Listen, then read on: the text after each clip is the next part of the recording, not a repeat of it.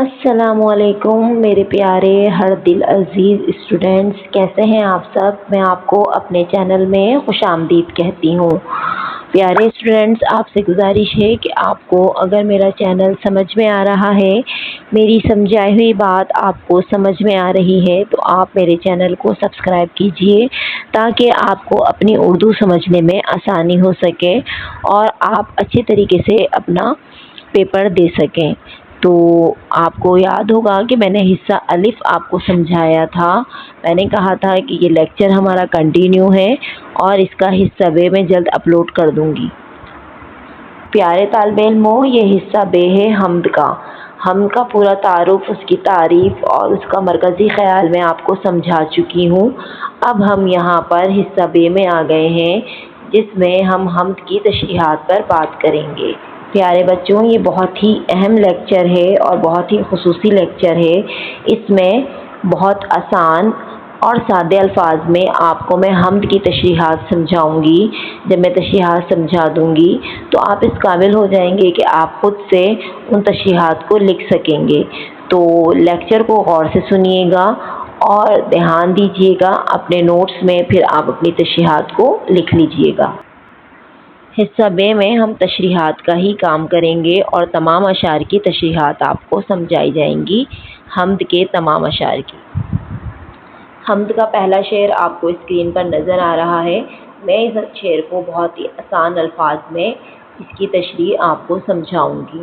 آپ کو پتہ ہے کہ جب بھی ہم اشعار کی تشریح کرتے ہیں یا آپ نے اخلاق نبوی میں جملوں کی وضاحت کی تھی تو حوالہ لازمی دینا ہوتا ہے۔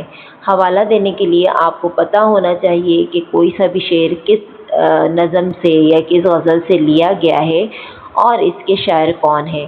تو آپ اس طریقے سے بھی حوالہ لکھ سکتے ہیں جو میں نے اسکرین پہ شیئر کیا ہے کہ مندر جبالہ شعر نظم حمد سے لیا گیا ہے اور اس کے شاعر مولوی اسماعیل میٹھی ہیں۔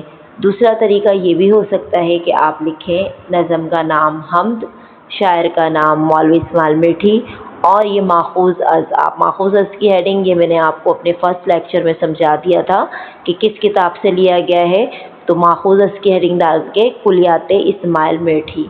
اچھا، ہمارا یہ شعر میں پڑھتی ہوں آپ کو۔ خدایا نہیں کوئی تیرے سوا، اگر تو نہ ہوتا تو ہوتا ہی کیا۔ اس شعر میں شاعر اسماعیل میٹھی نے اللہ تعالیٰ کی حمد بیان کرتے ہیں اور کہتے ہیں کہ تمام کائنات کے موجود ہونے کا سبب کون ہے؟ صرف اور صرف اللہ تعالیٰ کی ذات ہے۔ اس کائنات میں اے اللہ تیرے علاوہ کوئی عبادت کے لائق نہیں، کیونکہ اگر اللہ تعالیٰ کی ذات نہ ہوتی تو اس کائنات کا تصور بھی نہ ہوتا اور نہ اس کائنات کی چیزیں موجود ہوتی، کیونکہ سب موجودات کا خالق و مالک صرف تیری ہی ذات ہے۔ اگر خالق کی ذات موجود نہ ہو تو مخلوق کے وجود کا تو سوال ہی پیدا نہیں ہوتا۔ اسی لیے یہ پوری کائنات اللہ تبارک و تعالیٰ کے دم قدم سے موجود ہے۔ اگر اللہ تعالیٰ کی ذات نہ ہوتی تو یہ کائنات بھی موجود نہ ہوتی۔ اچھا، اس میں ہم مماثل شعر بھی ڈالتے ہیں، تو ایک مماثل شعر میں نے اس میں آ کے ڈالا ہے، دیکھ لیجئے گا۔ ضروری نہیں ہے اگر آپ کو اشعار یاد ہو جاتے ہیں تو آپ ڈال دیں، ورنہ آپ آسان سے الفاظ میں تشریح بھی کر سکتے ہیں۔ جگ میں آ کر ادھر ادھر دیکھا، جگ میں آ کر ادھر ادھر دیکھا، تو ہی نظر آیا جدھر دیکھا۔ یعنی اس میں بھی شاعر یہی کہہ رہے ہیں کہ پوری کائنات میں کون نظر آتا ہے؟ اللہ تعالیٰ نظر آتا ہے۔ ہم دنیا کی کوئی بھی چیز اٹھا لیں اس میں ہمیں اللہ تعالیٰ کا نور جھلکتا ہے، اور اگر اللہ تعالیٰ کی ذات نہ ہو تو اس دنیا کا تصور ناممکن ہے۔ اس دنیا میں جو بھی چیزیں موجود ہیں وہ اس رب کائنات کے دم قدم سے ہیں۔ نیکسٹ والا ہے ہمارا، تصور تیری ذات کا ہے محال، کیسے یہ سکت اور کہاں یہ مجال۔ اچھا، اس میں کچھ جو مشکل الفاظ ہیں، ویسے تو اتنے مشکل الفاظ ہیں نہیں، پھر بھی میں نے ڈیفائن کر دیے۔ تصور کا مطلب ہوتا ہے خیال، اور محال کا مطلب ہوتا ہے ناممکن، جس کو ہم ممکن ہی نہ ہو وہ چیز۔ سکت کا مطلب ہوتا ہے طاقت، قوت۔ مجال کا مطلب ہوتا ہے جرت، ہمت۔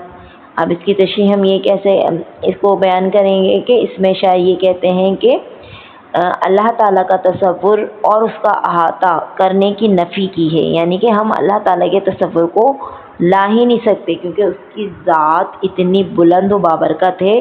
اگر ہم اس کو سوچنا بھی چاہیں تو ہم اس کے تصور کو ہمارے اندر لانے کی ہمت ہی نہیں ہے۔ اے ہمارے خالق و مالک، تیری شان کریمی کا اگر تصور میں بھی احاطہ کیا جائے تو یہ ناممکن ہے۔ اس روئے زمین پر ایک بھی شخص اتنی طاقت نہیں رکھتا جو تیری شان کریمی کے مطابق تیری ذات کا احاطہ کر سکے، یعنی تجھے جان سکے، تجھے پہچان سکے۔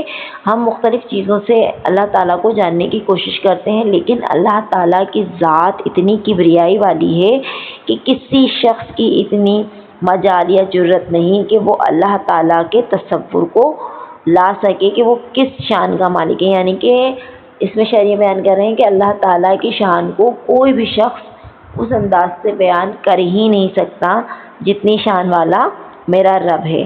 ہماری عقل صرف محدود ہے اور اللہ تعالیٰ کی ذات کیا ہے؟ لامحدود ہے، اور ہماری چھوٹی سی عقل میں اللہ تعالیٰ کی لامحدود ذات کا سمانا ناممکن ہے۔ کیونکہ اگر ہم کائنات پر نظر دوڑاتے ہیں اور ہم دیکھتے ہیں کہ کس طریقے سے دن رات کا اپنے وقت پر بدلنا، سورج چاند کا طلوع ہونا، ستاروں کا آنا جانا، وسیع و عریض پہاڑ، سمندر، برسات، یہ سب دیکھتے ہیں، تصور میں لاتے ہیں تو ہم حیران ہو جاتے ہیں اور ہم بے اختیاری یہ کہہ اٹھتے ہیں کہ ہر جا تیری قدرت کے ہیں لاکھوں جلوے، ہر جا تیری قدرت کے ہیں لاکھوں جلوے، حیران ہوں کہ دو آنکھوں سے کیا کیا دیکھوں۔ اچھا جناب، اس میں شاعر جو ہیں بہت آسان سے الفاظ میں اللہ تعالیٰ کی بنائی ہوئی نعمتوں کی ذکر کر رہے ہیں اور اللہ تعالیٰ کی کبریائی بیان کر رہے ہیں کہ اللہ تعالیٰ نے اس پوری کائنات کو تخلیق دیا۔ ہم اللہ تعالیٰ کا جتنا بھی شکر ادا کریں وہ کم ہے۔ اے اللہ تعالیٰ، تو نے ہمارے سروں پر بہت پیاری سی چھت، یہاں پہ چھت کس کو کہا ہے؟ آسمان کو کہا ہے، اتنی پیاری سی چھت عطا کی ہے جس نے پوری دنیا کو اپنے اندر سمیٹ لیا ہے، اپنے پروں میں چھپا لیا ہے۔ اتنا وسیع و عریض آسمان تخلیق کرنے کی صلاحیت اور قدرت صرف تیری ہی ذات بابرکت میں ہی موجود ہے۔ یہ آسمان اتنا وسیع و عریض ہے کہ اس میں ستاروں کی کہکشاں، چاند، سورج، ستارے، سیارے سب موجود ہیں۔ اچھا، اس نیکسٹ جو آپ پڑھیں گے یہ میں نے 2 اشعار ایک ساتھ ملا کے لکھے ہیں۔ اس میں بھی شاعر اللہ تعالیٰ کی نعمتوں کا ذکر کرتے ہوئے ہمیں عاجزی اور انکساری سکھاتے ہیں اور بیان کرتے ہیں۔ میں شعر پڑھتی ہوں دونوں۔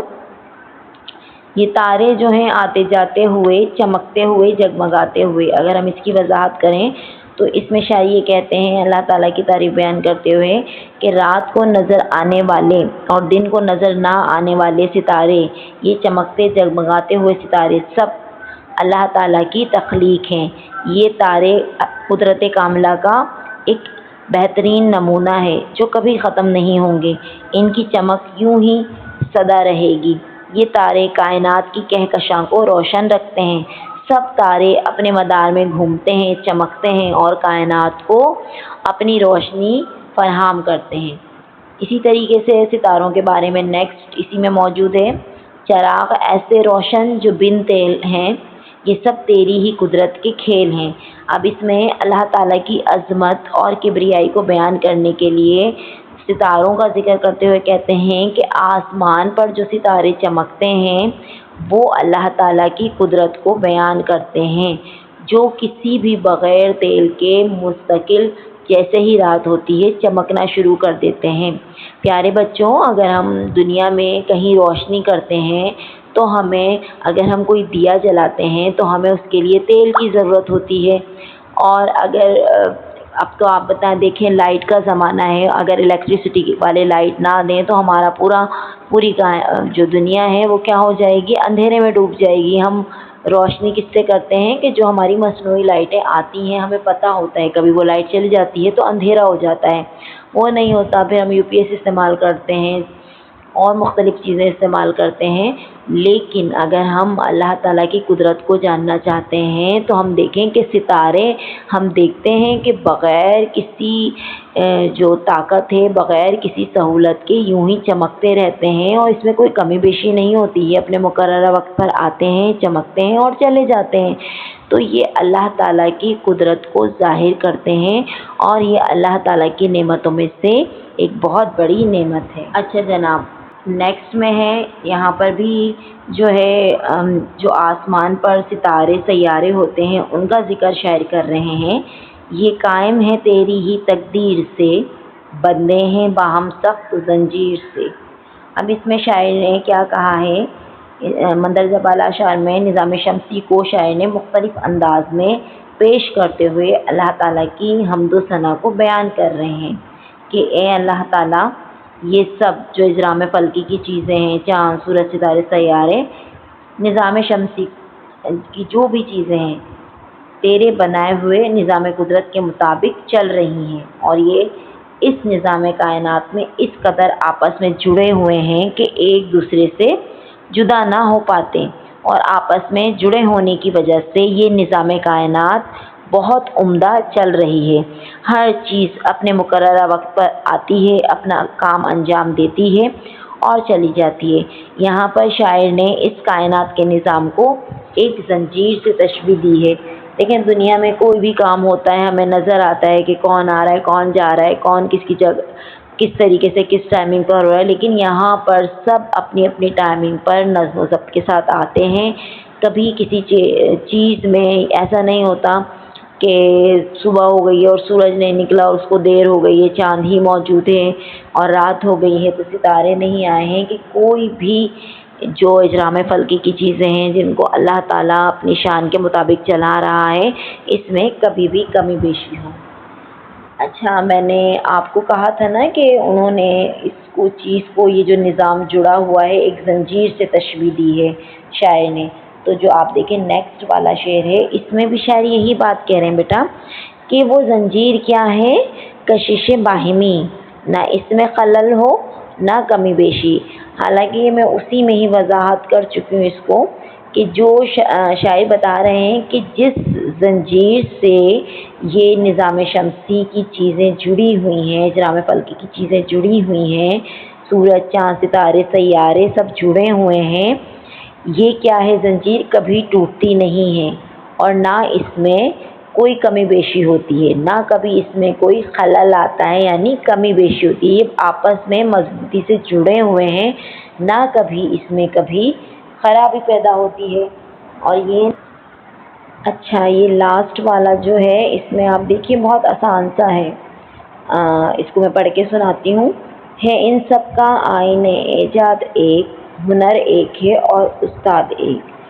اس شعر میں شاعر نے کائنات موجود کا ذکر کرنے کے بعد ان کی تخلیق کا مقصد، اصول کو بیان کیا ہے، اور حقیقت میں اسماعیل میٹھی کا یہ شعر ایک آیت کا واضح مفہوم ہے، جس میں بتایا گیا ہے کہ اللہ تعالیٰ تو ایسی ذات کریم ہے جس نے سب کچھ تمہارے لیے ہی پیدا فرمایا ہے، یعنی کہ اس کائنات میں جو کچھ چیزیں ہیں وہ سب کس کے لیے ہیں، ہم انسانوں کے لیے ہیں۔ اس کائنات کا ذرہ ذرہ اللہ تعالیٰ نے انسانوں کی خدمت کے لیے پیدا کیا ہے، اور اس کے لیے کچھ قاعدے اور قوانین بنائے ہیں۔ پھر یہاں پر وہ اللہ تعالیٰ کی وحدانیت کو ظاہر کرتے ہوئے کہتے ہیں کہ یہ سب قاعدے قانون بنانے والی ذات کون ہے، صرف اور صرف ایک ذات ہے، اس کو چلانے والی کون، ایک ذات ہے، اللہ تعالیٰ۔ یعنی اللہ تعالیٰ کے سوا کوئی بھی نہیں جو اس کائنات کو چلا رہا ہے۔ یہاں پر جو اس کائنات میں ہنرمندی سے چیزیں دکھائی ہیں، ان سب کا کیا ہے، استاد ایک ہی ہے، اور وہی استاد ہے جو اس کائنات کو چلا رہا ہے۔ آپ کو پتہ ہے نا، جیسے آپ نے سورہ اخلاص پڑھی ہے، اس کا ترجمہ ہے کہ کہو کہ اللہ ہے، کہ اللہ بے نیاز ہے، نہ وہ کسی کا باپ نہ کسی کا بیٹا، اور اس کا کوئی ہمسر نہیں، یعنی کہ اللہ تعالیٰ کی ذات واحد ہے، اور اس کائنات کو چلانے والی واحد ذات کون ہے، اللہ تعالیٰ کی ہے، یعنی وہ واحد استاد ہے جس کا ہنر اس پوری کائنات میں موجود ہے۔